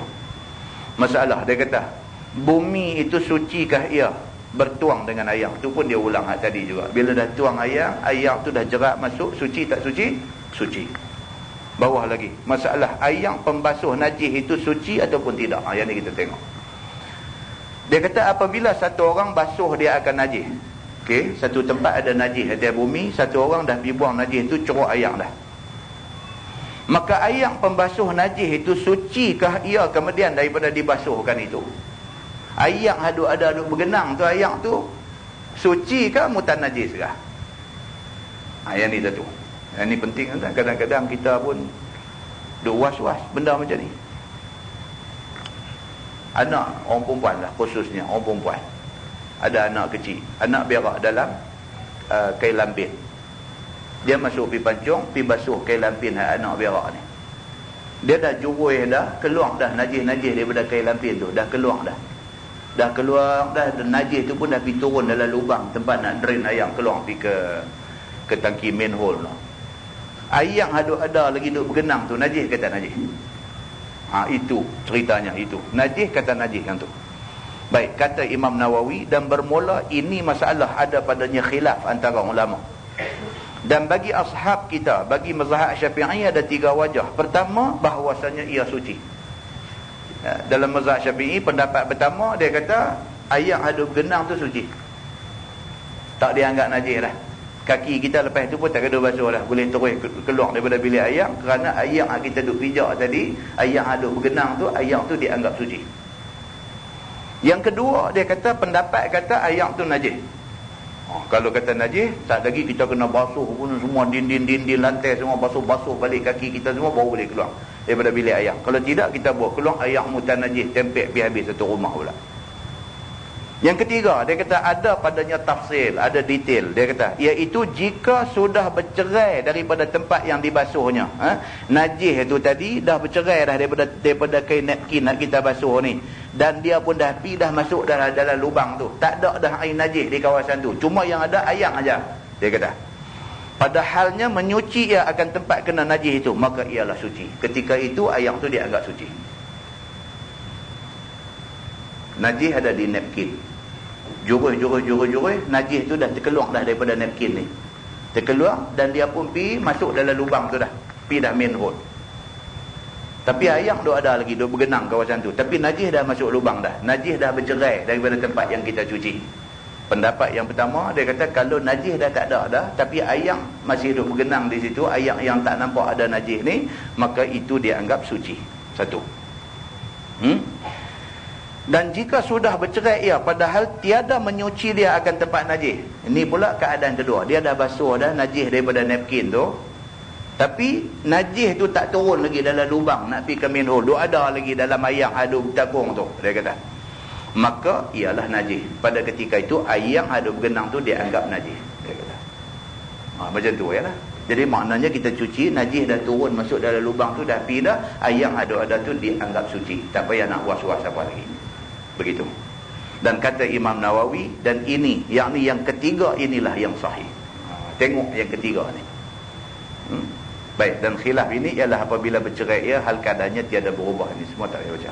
Tengok bawah tu, masalah berlemah lembut dengan orang jahil. Ni nak bahas balik cerita Nabi tadi dengan bedui ni. Bedui ni dia anggap jahil, tapi Nabi cakap elok dengan dia. Nabi tak jerkah dia, Nabi tak maki dia, Nabi tak kata kamjat dekat dia. Nabi cakap elok-elok. Lemah lembut dengan orang jahil ni, bagus ke tak bagus? Begitu. Adalah Nabi kita Muhammad sallallahu alaihi wasallam satu orang yang mempunyai beberapa perangai dan akhlak yang tinggi. Dia kata Nabi ini akhlak cukup cantik. Setengah daripadanya ialah lemah lembut dengan orang jahil, dan diajaknya dengan zauq, yakni dengan jalan cara-cara ahli yang bijaksana. Nabi ni satu orang yang cukup cantik akhlak dia. Dia tak riau kat orang tak tentu punca, dia tak jerkah orang tak tentu pasal, dia tak maki hamun orang, dia tak jenis macam tu. Dia jenis, dia tahu kawan ni jahil tak reti, dia habaq elok-elok. Ini Nabi. Maka seperti hadis dalam masalah tadi, bukankah Arabi ataupun Badui itu datang dengan memperbuat beberapa kelakuan yang menyalahi syarak? Main-main mula doa habuan dia dengan Nabi aja, habuan orang lain tak mau. Satulah. Yang kedua, pergi kencing pula di tepi masjid. Tetapi sungguh pun ia, yakni Badui itu menyalahi demikian di depan Nabi SAW, maka tiadalah memperbuat ke atasnya sebagaimana orang yang kurang jalan fikirnya. Tapi Nabi dia tak tindak macam orang kurang akal. Jauhkah orang tak tentu punca, marah orang ni tak tentu punca. Nabi tak macam tu. Nabi langsung tak ada sifat tu. Dan tiada disergahnya dan dicelanya dan dia aibkannya akan Arabi itu. Nabi dia bukan jenis macam tu. Tak ada kita nak jumpa satu hadis yang Nabi SAW mengaibkan orang, tak ada. Walau musuh, walau apa, Nabi tidak aibkan musuh dia. Nabi satu orang yang sangat jaga benda ni. Bahkan diajaknya Nabi dengan elok-elok, dengan sabda Nabi, kamu berdoa, hendaklah umumkan doa kamu. Kemudian tunjukkannya bagaimana cara nak cuci najis di bumi. Nabi tunjuk pula. Nabi tak kata kat dia, hang kencing hang pergi cuci. Pun Nabi tak kata. Nabi suruh orang lain pergi buat macam mana, suruh dia tengok. Tengok tu tuan-tuan, dia pun berasa bersalah tuan-tuan atas perbuatan dia, menyusahkan orang semua. Nabi ajak macam tu. Disuruhnya orang-orang buat apa-apa yang disabdakannya, yang semuanya itu dengan manis kata dan juga dengan tegur ajar yang bijaksana. Itu Nabi. Maka kata Imam Nawawi, pada hadis itu menjadi dalil sayogia orang alim lemah lembut dengan orang-orang jahil. Itu dalil dia. Kita disuruh baik lemah lembut dengan orang dan mengajak akan dia akan barang yang lazim ke atas, dengan tiada keras dan tiada menyakiti hatinya dan tidak menyakiti dirinya. Kita ajak orang jangan bagi orang sakit hati. Kita sendiri tuan-tuan, kalau orang nak tegur kita, main tegur cara bagi kita sakit hati, kita suka ke? Kita pun tak suka. Dah tu pasal apa kita nak tegur orang bagi orang sakit hati? Kita sendiri, kalau kita tersilap, orang main tegur cara bagi sakit hati, kita tak suka. Walau kita tahu kita silap, tapi cara hang tegur aku, kita pun marah. Pasal apa pula tang kita nak tegur orang, kita bagi orang sakit hati? Ini kita ni. Jadi Nabi dia tak buat macam tu. Nabi kira dia tak suka orang bagi sakit hati dia, dia tak bagi sakit hati orang. Begitu. Apabila tiada ia, yakni tiadalah Badui itu datang dengan mencari gaduh kerana mempeleceh ataupun kerana bertegang marah. Tegang marah ni tegang orang. Dia pun tak ada nak main nak cari gaduh dengan Nabi, nak buat jerkah-jerkah Nabi, tak ada. Cuma dia tak erti. Dan pada hadis itu menunjukkan Nabi menolakkan beberapa mudarat sebagaimana yang diterangkan pada hadis tadi. Dia kata itu menunjukkan kita disuruh supaya berbaik-baik dengan orang yang jahil ini. Kemudian bawah tu dia kata duduk dalam masjid haruskah bagi orang yang berhadas? Orang yang berhadas, maksud orang hadas kecil tak ada ayat semayang, boleh tak boleh duduk dalam masjid? Itu maksud dia. Itu tak payah baca, kita pun tahu. Kalau tak ada ayat semayang, tidak salah duduk dalam masjid. Kalau hadas besar, baru dilarang duduk dalam masjid. Itu kita tahu. Bawah lagi, masalah dua perkara kemudaratan yang tiada terlepas salah satunya. Bagaimana diperbuatnya? Kalau sekiranya dua-dua pun mudarat, macam mana kita nak buat? Dua-dua mudarat. Contoh bedui tadi. Kita tak pergi suruh dia berhenti kencing pun mudarat sebab dia duduk kencing tepi masjid. Kalau kita pergi larang dia tengah dia duduk kencing pun nak mudarat. Tak lagi dia bangkit lari bercamuk ayat kencing dalam masjid. Ditegur dia masa tu pun mudarat, biar bagi dia kencing pun mudarat. Macam mana nak buat? Islam kata iza ta'arada bainad dararain fakhtaru akhafud darar. Ini kaedah fiqhiyah, kaedah fiqh. Apabila bertembung depan kita dua benda yang memudaratkan, buat pun mudarat, tak buat pun mudarat. Macam mana? Nabi kata fakhtaru akhafud darar. Maka pilih yang mudarat dia ringan. Mudarat tu ringan. Mudarat, memang mudarat tapi ringan. Berbanding dengan kalau kita buat anu tadi, mudarat lebih besar lagi. Maka kita pilih yang mudarat ringan. Itu agama ajar kat kita. Yang tu kalau nak bawa contoh macam-macam tuan-tuan. Buka muka sebelah. Tidur dalam masjid harus ataupun tidak? Ni pula dia nak bincang, tidur dalam masjid boleh ke tak boleh? Di bawah tu dia terang dekat kita, dia kata banyak pun berlaku sejak daripada zaman Nabi dulu. Ada orang tidur dalam masjid. Tapi kalau sekiranya dia tidur itu bersebab, maka tidur itu harus, tidak jadi salah. Tapi kalau sekiranya tidur itu tak bersebab, bahkan membawa tak elok kepada masjid, maka itu dilarang oleh agama. Tidur kalau sekiranya bersebab, misalnya dia musafir, nak pergi manakah dan sebagainya, duit pergi habis tengah jalan, kan duit kena curi di tersembah ke apa ke, tak ada nak pergi tumpang tidur di masjid, musafir, maka tidak salah. Ataupun tidur atas kadar, tidur nak rehat sah. Dia satu orang nak pergi ke mana ke apa ke semua, letih sangat, mengantuk sangat sehingga tidur sah di masjid. Tidur sekadar nak hilang penat, sekali lagi nak terus berjalan, maka tidak salah. Sampai nak pergi buat rumah tangga di masjid dan sebagainya, itu dibincang panjang oleh ulama. Dibincang panjang oleh ulama. Kecuali dia kata kalau sekiranya tidak membawa mudarat kepada masjid. Seperti zaman Nabi, Ahlus Suffah ni, mereka memang duduk di pinggir masjid. Itu cerita lain dia kata. Itu dia nak bahas itu. Bawah lagi dia kata kapiak boleh tak boleh masuk dalam masjid. Ini kita baca. Seperti Cina, Hindu, Nasrani dan lainnya, apabila nak masuk masjid, haruskah diizinkan oleh orang Islam? Kata Imam Nawawi, harus dibenarkan kapiak masuk dalam masjid dengan syarat dapat izin daripada orang Islam. Dan boleh ditegahkan dia daripada masuk dengan ketiadaan izin. Terpulang dekat kita. Kita nak bagi dia masuk ke, tak bagi dia masuk ke, tidak jadi kesalahan. Kalau dia nak masuk, kenakan syarat dekat dia. Macam masjid-masjid besar di Kuala Lumpur, masjid negara, masjid apa, pelancong ramai nak masuk tengok masjid. Kita membenarkan dia masuk dengan syarat. Dia sampai, dia kena pakai jubah, tudung, tutup apa semua, aurat semua, jalan masuk pun takat yang dibenarkan saja, buat tali dekat tu. Masuk pergi bagi dia tengok aja. Manalah nak tahu tuan-tuan, dia masuk tengok, dia rasa sejuk hati, berasa masuk Islam pergi. Ada? Jadi lagu tu ada. Pasal dia agama sembah Tok Kong. Dia selama ni duk tengok Tok Kong dia tu, dia pun sendiri terkejut tengok muka Tok Kong. Yang selama ni dia duk macam tu, masuk tengok cara bawa masjid, cara misai turun macam tanglung satu macam. Dia pun duk tengok, dia pun nak rimai bila duk tengok benda-benda ni, dia pun rimai. Tak tahu satu hari dia main masuk masjid kita, masuk satu kedamaian singgah di hati dia. Ada orang jadi macam tu tuan. Dia masuk dia tengok, dia rasa damai hati dia.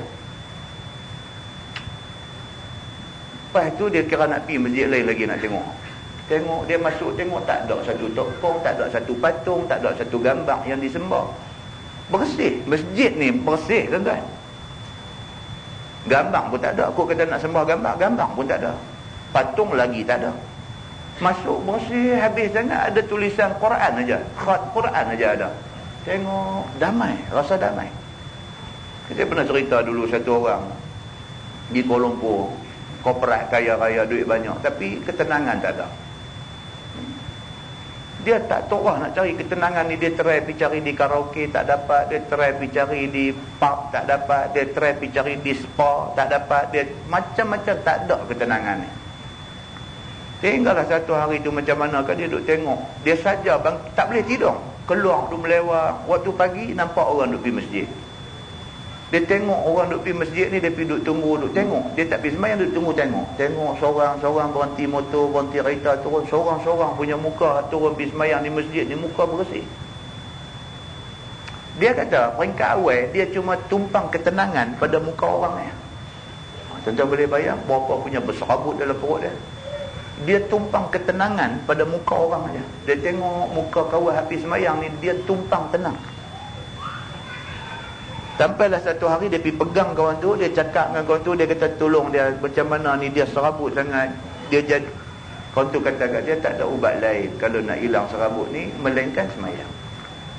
Baru belajar sembahyang, baru apa, bawa pergi ke masjid. Lepas daripada tu dia kata dia duduk dalam masjid, dia jadi lega. Duduk dalam masjid, dia jadi lega. Duduk tu tengok keadaan keliling masjid, lepas sembahyang fardu duduk tunggu, dia dapat ketenangan. Ada orang yang macam ni, tuan-tuan, ada. Ini yang kata masjid ni. Maka Islam tak melarang secara mutlak orang kafir masuk masjid. Dia kata masuk boleh dengan syarat, satu, dapat izin orang Islam. Yang kedua, dengan mematuhi syarat-syarat yang ditentukan oleh orang Islam. Maka dia juga menjadi satu media dakwah kepada mereka ni. Kemudian dia kata masalah budak-budak, orang gila, menatang, boleh tak boleh masuk masjid?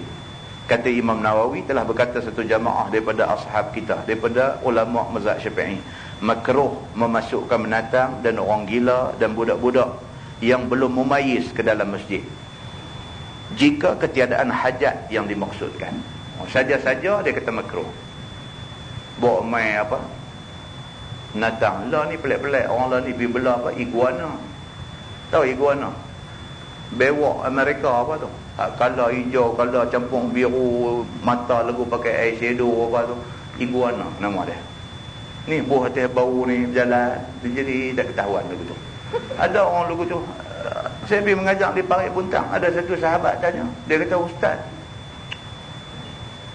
haru saya hari tu, dia kata satu kawan saya, dia kata duk belah iguana, dia kata dia duk belah iguana, itulah bewak kala macam-macam tu, dia duk belah iguana. Lepas tu dia ada buat kalut-kalut nak pergi ke mana ke, dia tinggal iguana dia kat saya. Dia kata hang tengok saya aku nak pergi ni, tinggal kat saya. Tinggal pula buah atas bau saya ni. Allahu akbar. Dia kata satu masalah. Tak tahu main waktu sembahyang, waktu asam, dia kata.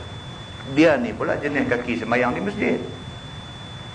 Dia berasa payah dengan kalau tak pergi sembahyang masjid dia berasa tak syok. Dia jenis sembahyang masjid. Yang iguana ni pun satu masalah. Jadi dia kata nak tinggal, tak lagi hilang ke apa, kata lagi mampu. Dia kata nak kena ganti balik. Dia pun duk abang, kata apa mahal tuan-tuan. Dia kata iguana ni beli sekok RM1,400 kata. Hilang dia lari masuk lautan mana, kata lagi saja aku kena tolak motor aku pula. Dia kata nak bayar iguana dia.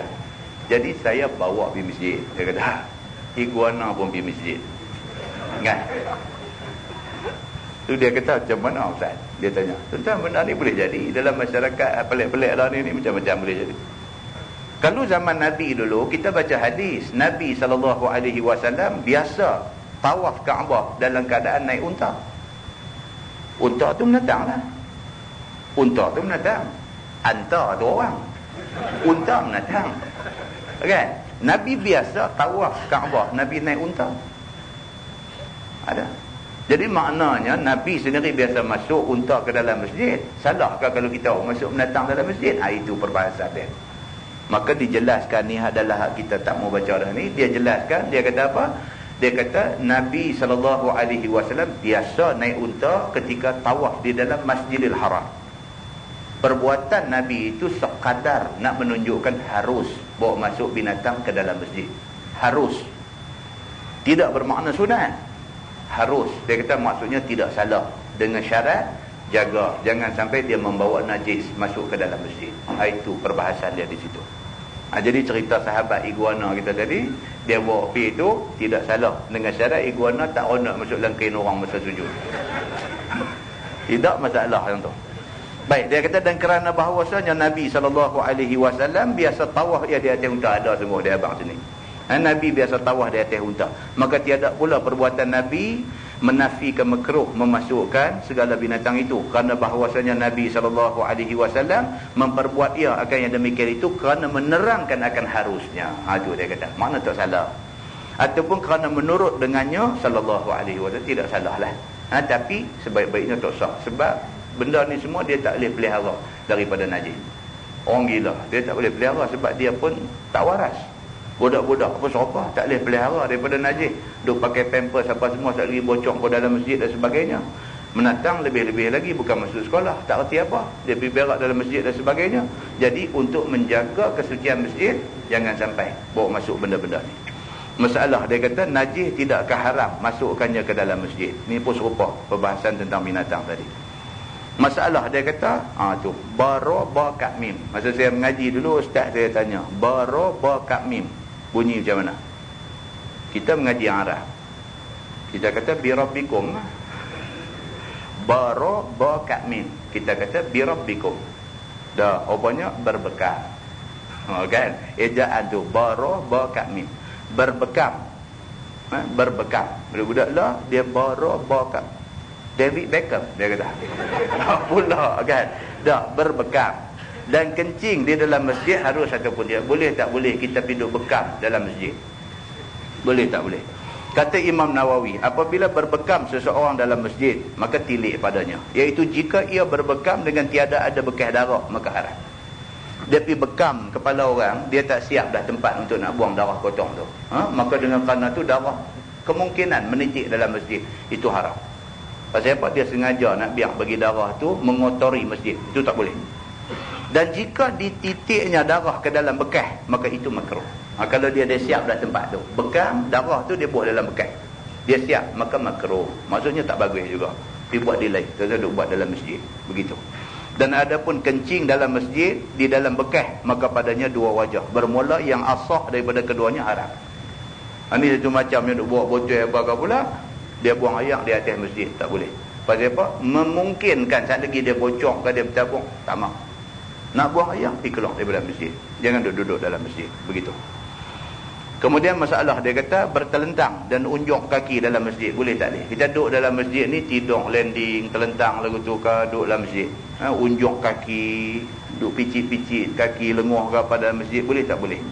Dan menyapu sampahnya apa hukumnya? Kata Imam Nawawi, harus seseorang itu tidur telentang dalam masjid. Dan harus mengunjukkan kakinya dan memancarkan kakinya. Kerana beberapa hadis yang sahih, yang masyhur pada yang demikian itu, daripada perbuatan Nabi SAW. Nabi biasa. Tapi tidak sewaktu orang duduk ada ramai. Waktu orang tak ada. Nabi biasa tidur saat rebah badan. Begitu. Rebah badan, telentang. Kaki duduk terunjuk itu, Nabi biasa buat macam tu. Maka itu tidak salah. Bahkan dalam hadis, dia cerita Nabi SAW lepas sembahyang subuh, masa di Mekah, Nabi akan duduk peluk lutut. Kita kata duduk Cina kalah judi, kita kata. Tu, angkat lutut berdiri, peluk lutut macam tu. Dalam bahasa Arab, dia kata duduk qurfusa. Qafra, fa, sad, alif, hamzah. Qurfusa. Duduk qurfusa. Satu lagi dia sebut duduk muhtadi. Dia bagi itu, duduk peluk lutut tu. Nabi biasa duduk macam tu. Habis sembahyang subuh, nak tunggu sampai masuk waktu duha. Nabi duduk macam tu, angkat kaki peluk lutut tu. Nabi duduk tu, mata Nabi merenung Kaabah. Sahabat kata kami tidak pernah tengok Nabi keadaannya lebih khusyuk daripada ketika Nabi duduk qurfusa tu. Maka duduk macam tu sunat. Kita marah sangat. Apa duduk macam gini? Marah. Cuma pada waktu khutbah sedang dibacakan, duduk macam tu makruh, dia kata. Pasal dia menampakkan kurang adab sikit. Kan? Orang duduk khutbah, masa khutbah jemaat dan sebagainya, duduk qurfusa itu makruh, dia kata. Masa biasa-biasa tak ada orang dan sebagainya, duduk, kita lah lepas semayang dah tak ada siapa dah duduk masjid, Kita saja nak i'tikaf duduk macam tu sunat. Sabit dengan amalan Nabi SAW. Maka ialah sunnah akan sebagai sunnah muakkadah kerana beberapa hadis yang sahih lagi masyhur. Wallahu a'lam habis. Minta maaf tuan-tuan, saya ambil masa sampai 9.25 pasal kita nak habiskan jilid yang pertama ni. Dia kata bihamdillah wa husni taufiqih, telah tamat juzuk pertama dan mengiringi juzuk kedua. Yang awal babnya ialah abwabus salah. Lepas ni kita akan bincang dengan yang berbahagia tuan imam kita. Tengok kalau nak sambung lagi apa kitab kita nak baca. Kalau sekiranya nak ditamatkan kontrak saya, sila berikan sebab yang munasabah. Wallahu a'lam. Jadi ini kuliah penghabis. Bulan depan tak ada dah. Bulan depan ada, kalau ada pun 28 hari bulan. 28 hari bulan insya-Allah sudah jadi 2 Ramadan. Kita sudah puasa masa tu. Jadi ini kuliah penghabis. Sesuai dengan kuliah penghabis, saya ambil kesempatan untuk minta ampun pada Allah, minta maaf dekat tuan-tuan lah. Kalau selama saya buat kuliah di sini ada benda yang tidak selesa pada hati tuan-tuan, maka itu adalah terhasil daripada kelemahan saya. Saya minta maaf dekat tuan-tuan dan saya mohon ampun kepada Allah Subhanahu wa taala. Mudah-mudahan apa yang kita mengaji setakat yang lepas-lepas ni membawa kebaikan kepada kita semua insya-Allah. Wallahu a'lam. Kita tangguhkan dengan tasbih kafarah dan suratul Asr. Subhanallah.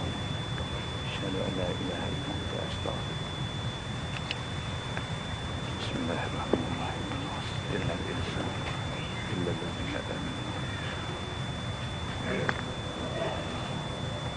اللهم صل على محمد في الأولين والآخرين وسلم. رضي الله تبارك وتعالى عن ساداتنا وأصحاب سيدنا رسول الله أجمعين. بسم الله الرحمن الرحيم. الحمد لله رب العالمين حمدا يوافي نعمه ويكافئ مزيدا. يا ربنا لك الحمد كما ينبغي لجلال وجهك الكريم وعظيم سلطانك. رضينا بالله ربا وبالإسلام دينا وبمحمد نبيا ورسولا. اللهم افتح علينا فتوح العارفين وارزقنا فهم النبيين بجاه خاتم المرسلين. اللهم فقهنا في الدين وعلمنا التأويل واهدنا صراطك المستقيم.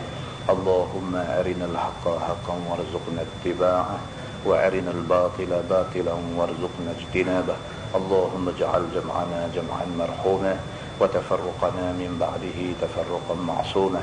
وصلى الله على محمد وعلى آله وصحبه وسلم والحمد لله رب العالمين. السلام عليكم.